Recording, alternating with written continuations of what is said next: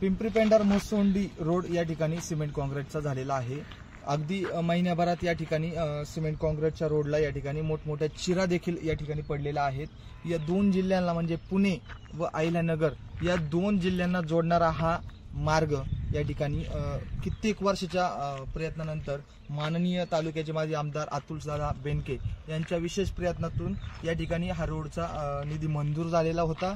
परंतु आता या ठिकाणी पाहू शकता ही पाटी देखील इकडे गटारात पडलेली आहे। साईड पट्टीला जवळजवळ मोठमोठे दगड या ठिकाणी टाकलेले आहेत। पहिल्याच पावसात हे साईड पट्टी वाहून गेलेली आहे। कोणत्याही पद्धतीचं या ठिकाणी माती मिश्रित ही साईड पट्ट्या भरल्या आहेत। डबल गाडी आली तर पास होत नाही, नागरिकांना मोठा त्रास सहन करावा लागतोय। या कामाचे ठेकेदार सागर कुमार भालेराव असं समजतंय।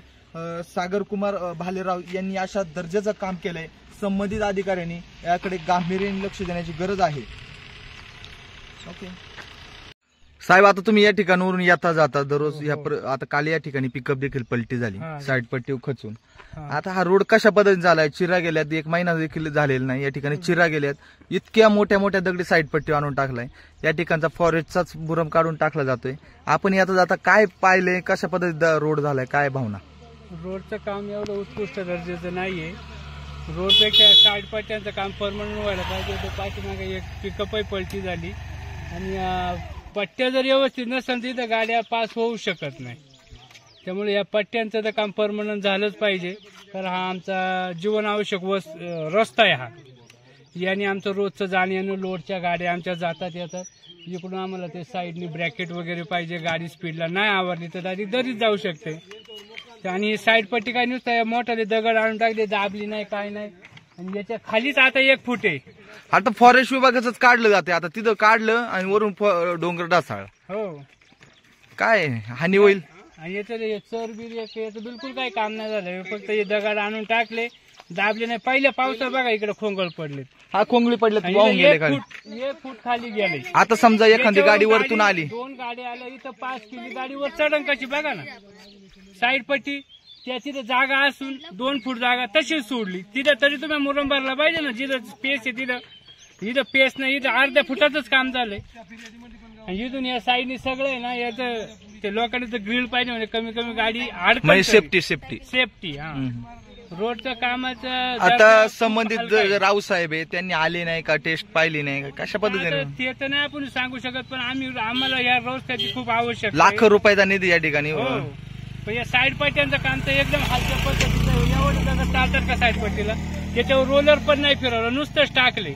ती कमी कमी या रोडपेक्षा 1 फूट उंच पाहिजे। हे दगड दररोज 100 किलोचे एक दगड आहे मग। आणि ते ह्याच पावसात वाहून गेले ना, हे बघा ना तुम्ही। इथं समजा 2 गाड्या आल्या, कशा पास करायच्या? आता मुरम पण नाही, तो माती आहे। लोडची गाडी कशी पास करणार तुम्ही? डबल गाडी आली तर पास होत नाही, कशी होईल? तुमचा 12 फुटाचा रोड आहे, गाडी 8 फूट राहते, कमी कमी 16 फुटाचा पेस लागतो। तर माझी स्वतःची पिकअप आहे, मला माहिती नाही काय अडचणी आहेत। आणि गाडी ढाल जास्त झाल्यामुळे गाडी स्पीड धरते। आता पहिली तरी अडकत चालायची, आता अडकत नाही। आता चिरा पडल्यात मोठमोठ्या, अशा चिरा पडल्या, चिरा पण पडल्या। एका महिन्यात जर अशा चिरा पडत असेल आणि हा रोड उकडला, त्याला रिपेअरिंग तरी करता येते का? सिमेंट काँक्रीट रोड कशासाठी बनवतात? त्याची लाईफ जास्त पाहिजे, त्याचं व्यवस्थित दर्जेदार काम आहे। हे दर्जेदार काम झालंय का नाही, काय संशय व्यक्त होते? काम तर दर्जेदार नाहीये, पण सिमेंट काँक्रीटचा एक विषय आपण जरी बाजूला ठेवला ना, तरी पण साईड पट्ट्यांचा इश्यू मोठा आहे। कारण तुमच्या रुंदी कमी आहे। आता अशा 2 कार आल्या, तुम्ही सांगितलं कार पास होईल का? कार पास होऊ शकत नाही ना।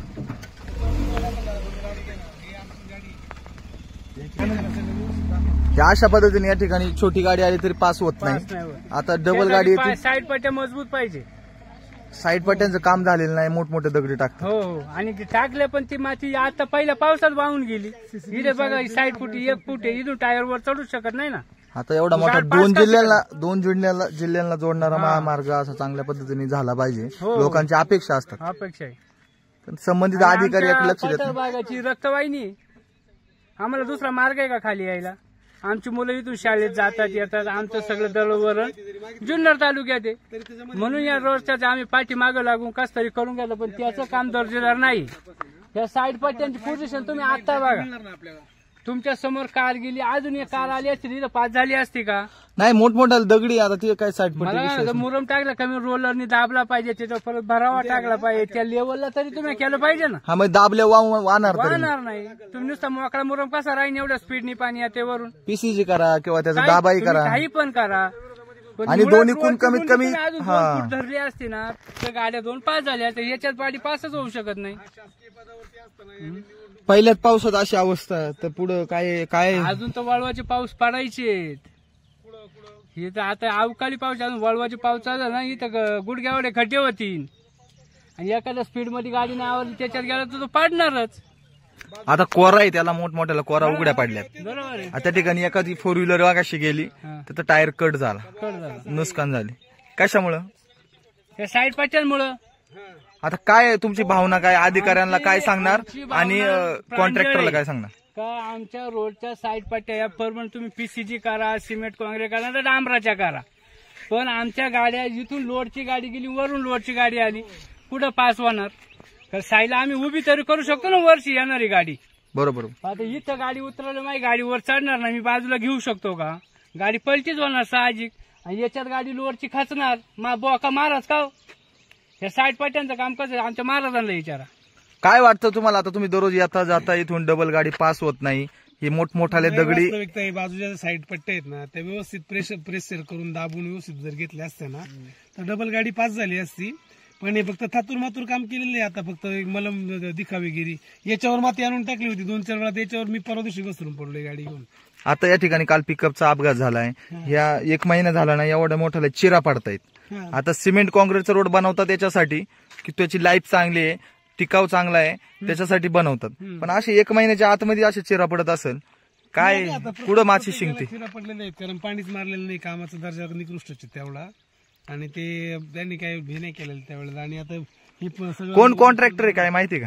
नाही, कल्पना नाही मला. मी ऍक्च्युली मुंबईला असतो. मी असं मध्ये आधी काही कार्यक्रम वगैरे असला तर पूजा आहे म्हणून मी गावाला आहे, नाही तर मी वास्तविक मुंबईला असतो. परंतु काम चालू असताना मी बोललो होतो, काम सुरू झालं त्यावेळेला सांगितलं होतं, म्हटलं पाण्याचं वगैरे हे होतंय, पण ते काही लक्षच नाही दिले. आता एवढे मोठे दगड टाकले जातात साईड पट्टीला, आता एवढे मोठे मुळात दगड नसतात, मुरम व्यवस्थित असतो, मोकळं आहे सगळं, ते खचणार तिकडे गाडी. तुम्ही इकडून अर्धा फूट काम केलं ना, मग इकडचं तुम्हाला 1 फूट जादा काम करायला काय प्रॉब्लेम आहे? तिथं तुमच्या हाती म्हणजे इकडे पैसे वाचले तेवढ्यातच घेतलं, तिकडचं तसं ठेवलं, मग इकडे का नाही 2 फूट केली? तिकडे वाढवायची होती ना तुम्ही.